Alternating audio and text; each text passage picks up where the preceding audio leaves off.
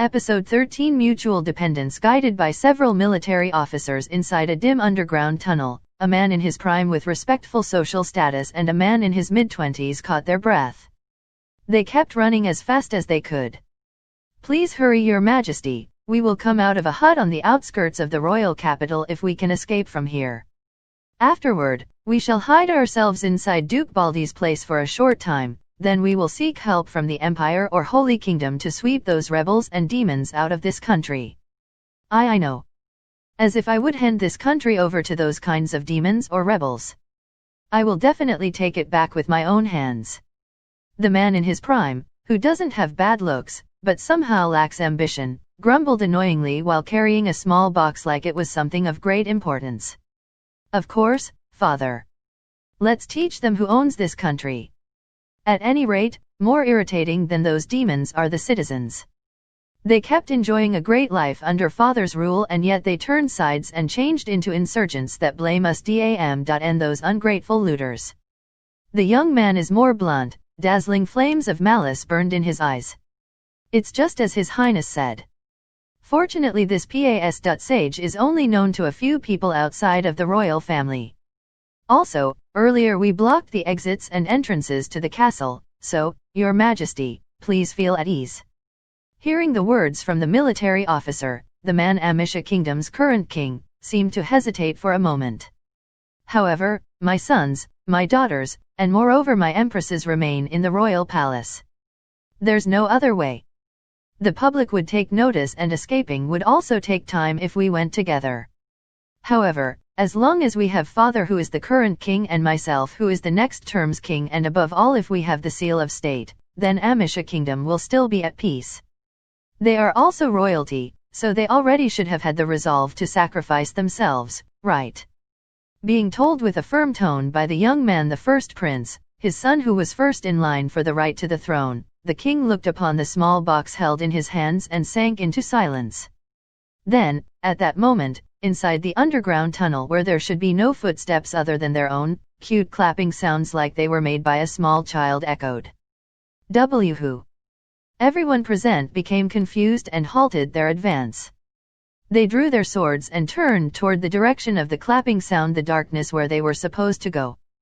Before long, within the range of the lantern's light held in their hands, not using a candle but by means of a magical tool which by turning on the light magic made it quite bright, there appeared a little girl wearing a black luxury dress arranged with roses.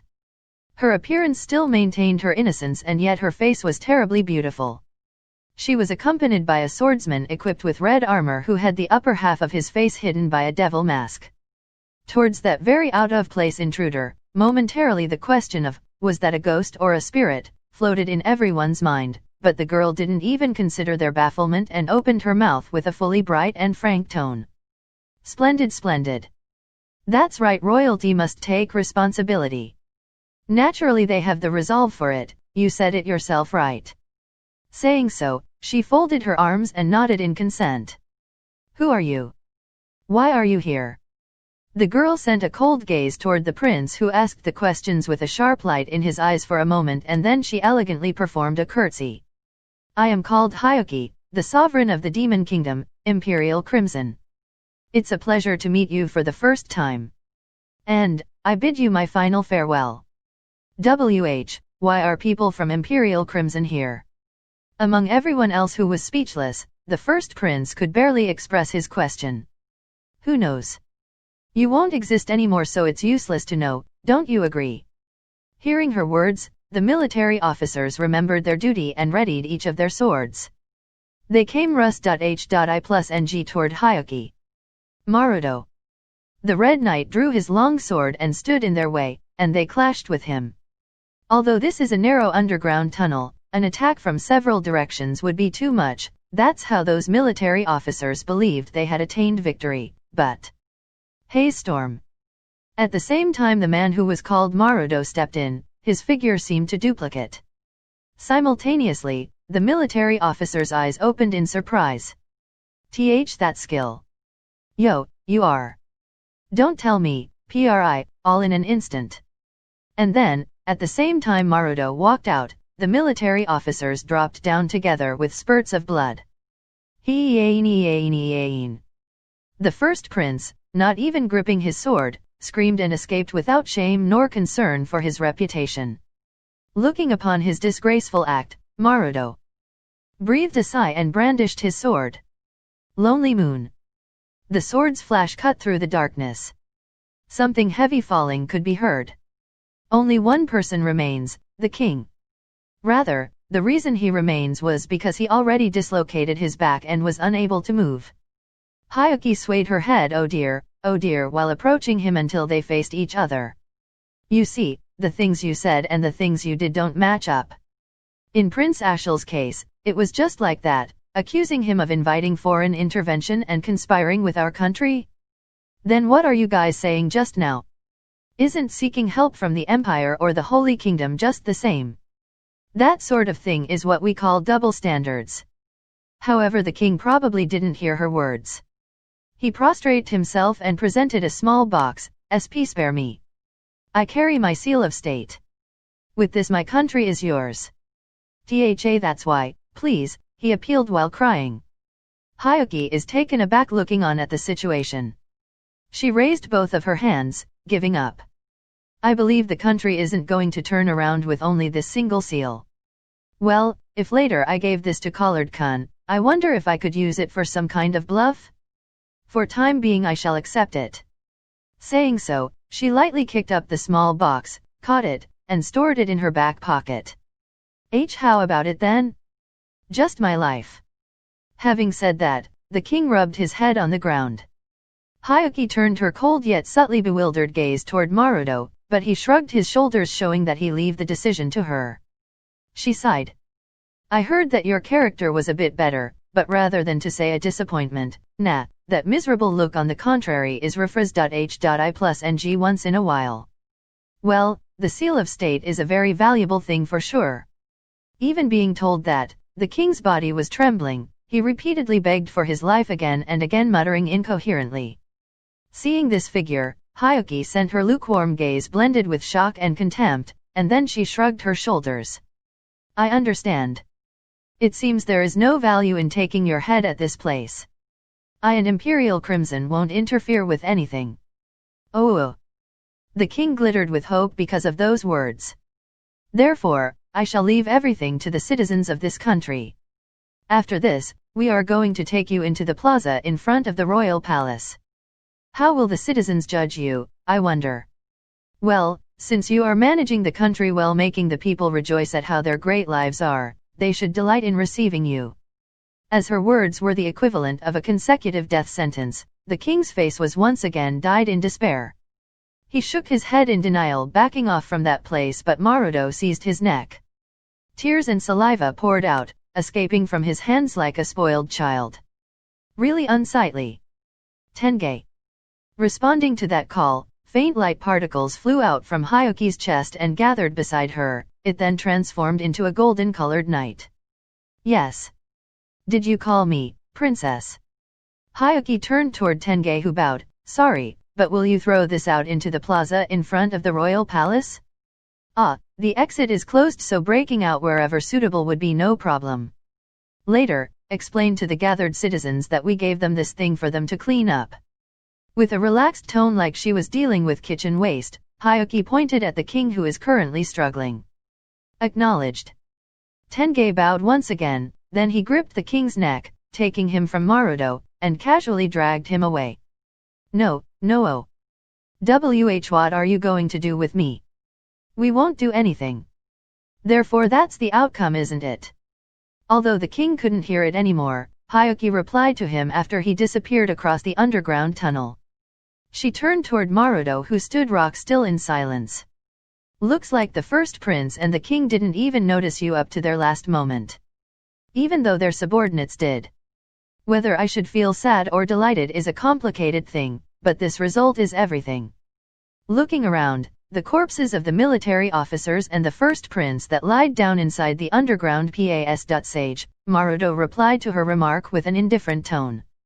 He swung the long sword held in his hand once, erasing the splash of blood, and returned it to the scabbard. Now then, I am going to give this seal to Collard-kun.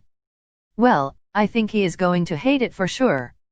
Hyuki, suppressing her giggles, imagined the scene.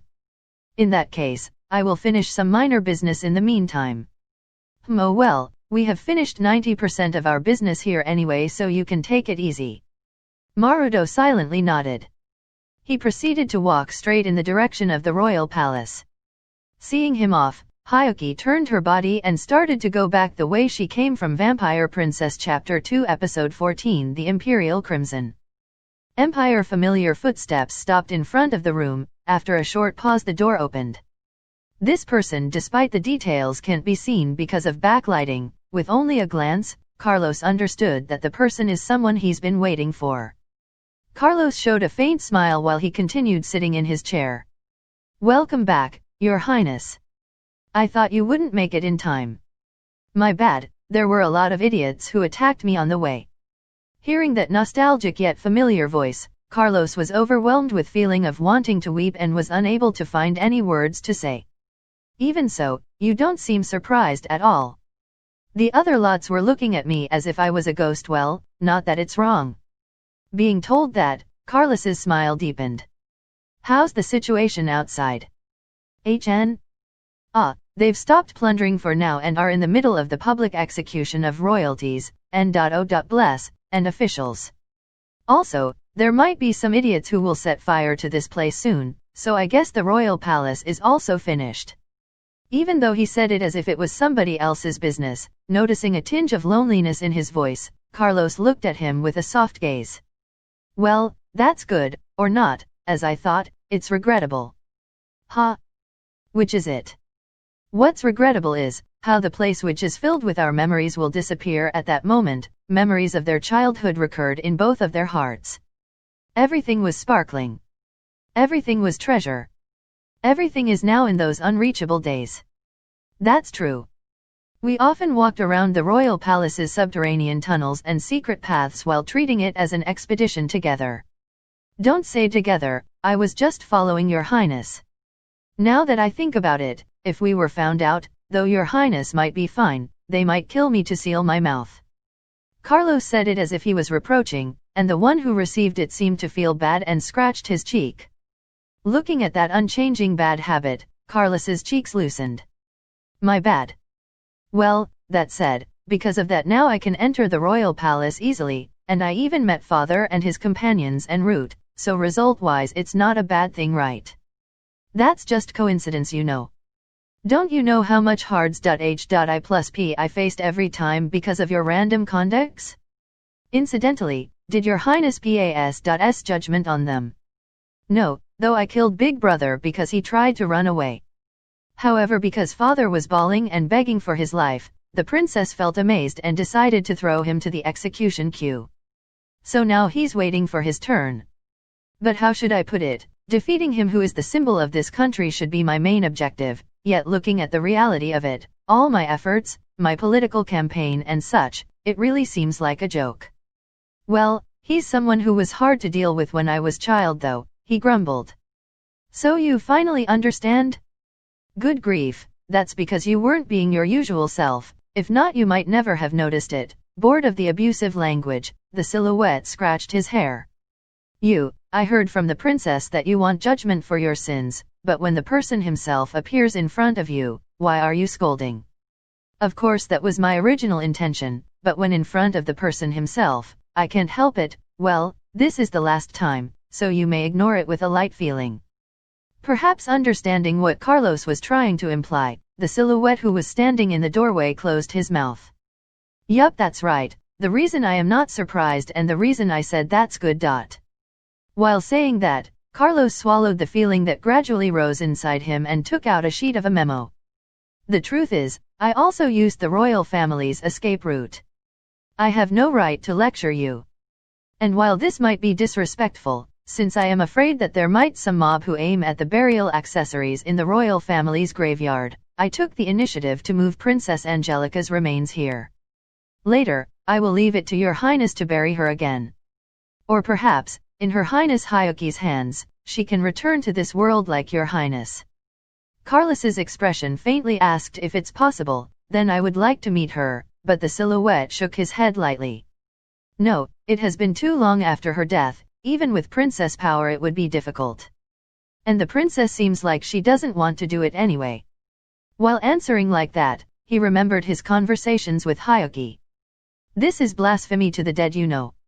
Well, I don't mind doing it on unnatural dead or death from an accident, but reviving someone who died from suicide is inhuman, right? Returning someone to H.E.L.L. is just pitiful. That's why, I want her to be reincarnated normally. I also believe in reincarnation even just a bit. I see, though I want to say a few words of apology towards Angelica-sama, well. Perhaps I can do it at the other side. Let's get back to the topic. When I transported Angelica-sama's remains, I checked your highness's coffin, and found that the corpse in it was no longer there. Since I also received some hints from Her Majesty Hyuki, I could guess, well, it's kind of wishful thinking though. So this is the result, huh? You're more stupid than I expected. That silhouette took a step forward and entered the room while saying that. Then in an instant, the thick scent of blood filled the room, twisting around the silhouette's body. Well, my lord is stupid, so I might have been infected by his stupidity. Even while cracking a joke like that, the shadow of death floated in his face. Marudo, who had taken off his mask Ashel Cloud, took the memo, and while looking at the person who was full of cut wounds on his body and had not even enough power to stand up, he let out a sigh. Your sword skill is mediocre, so you don't have to push yourself like that. He remembered the corpses of the rioters that were laying around outside the room. Perhaps, it's the result of him defending this room, his private room, from the rioters who tried to plunder it, alone. That won't do. Because I am your Highness Ashel Cloud Chamberlain. Chamberlain, huh? No, Her Highness Hyuki said it to me. Perhaps we are kind of partners in crime. He smiled happily. That's true. Ashel Cloud smiled broadly. He lowered his hips and drew his long sword. It seems it's almost time. Do you want me to deal the final blow? Please. Facing Carlos, who showed a clear expression and lowered his head, is the somewhat lonely Ashel Cloud with a sword in his hand. Do you have any last words? I am sorry, Your Highness. Toward that shout, which was filled with all of his spirits, Ashel Cloud replied with a smile. Don't mind it. You're my friend, right? Yes, thank you very much. In an instant, in the darkness, a single light flashed. This is for you. Toward the small box that was presented in front of him with a face full of smiles, Guild Leader Collard's eyes looked at it as if he was seeing a bomb. What is this? Nation's seal. I received it from the king a while ago, you see, but since I don't need it, I'll give it to you. In an instant, Guild Leader Collard opened his eyes wide, and stepped back while shaking his hand. I don't want it. If I receive it, I won't be able to turn back anymore. Well, I think it's already impossible for you to turn back now. Does that mean you won't accept something Princess is giving you? Atsuho, who looked at that, tried to confirm it with a strangely quiet voice. However, if you look closely, her eyes are those of beast, and you can even see fangs peeking out from her mouth, which was hidden by a fan. Additionally, round table members were surrounding him and the demon army gazed at him with killing intent.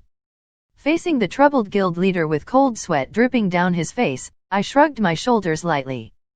Well, if you don't want it, then I will throw it away. It's just that if you have it, you might be able to appeal to other countries, something like having legitimately succeeded the current nation. However, if you don't accept it, that said nation is going to be a direct colony of Imperial Crimson. That's why there might be some friction between this country and the surrounding countries. As I said that, the ogre Princess Sophia raised her hand.